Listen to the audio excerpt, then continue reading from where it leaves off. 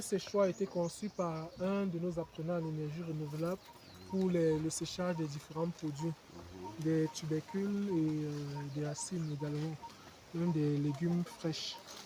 Donc nous l'utilisons pour le séchage des produits, on l'a expérimenté et ça fonctionne très bien.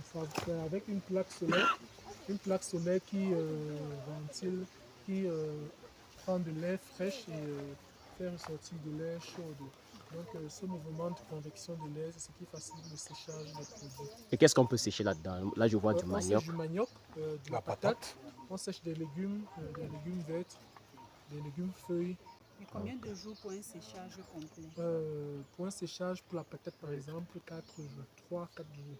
Ça dépend de l'ensoleillement dans la zone. Nous entrons à présent dans le site de pratique des énergies renouvelables. Ici, c'est le site de pratique. Ici, c'est où on met les apprenants en situation réelle du terrain. Oui. Comme vous voyez, savoir comment câbler dans une boîte de dérivation, comment mettre un interrupteur ou une prise jusqu'à emboîter. Les centimes à respecter, les distances à respecter. Tout ce qui est professionnel lors d'une installation de manière pratique et mise en gestion de terrain se fait ici.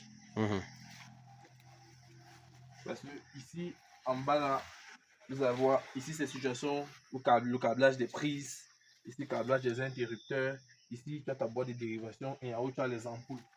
Tout ça c'est pour juste le mettre en situation réelle du terrain.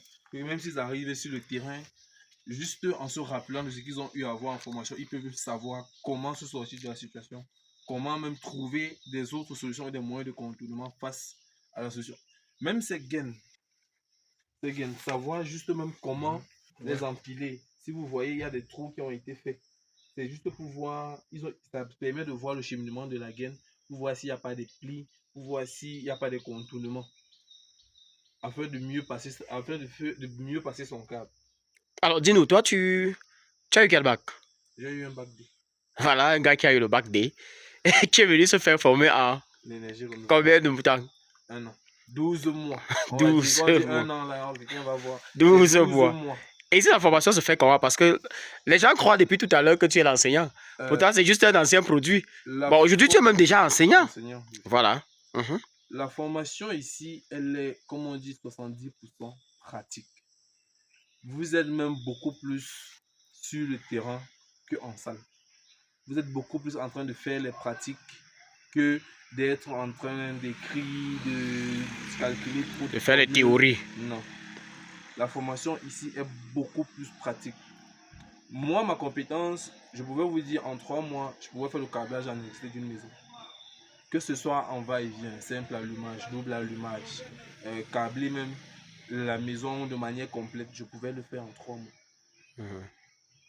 Juste parce que tu te donnes à la formation et tu apprends vite.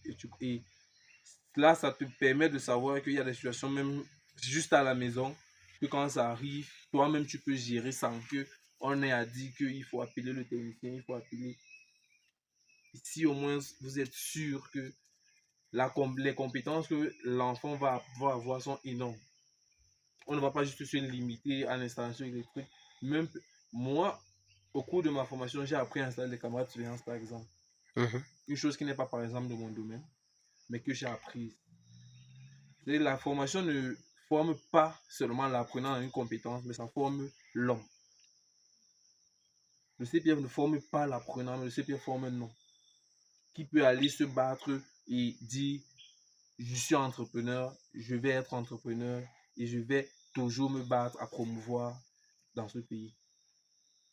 Ça, ce n'est que la partie pratique à l'extérieur et mise en situation réelle.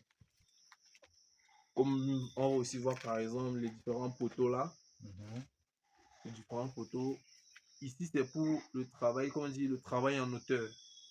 Pouvoir travailler en hauteur peut-être lors d'une situation.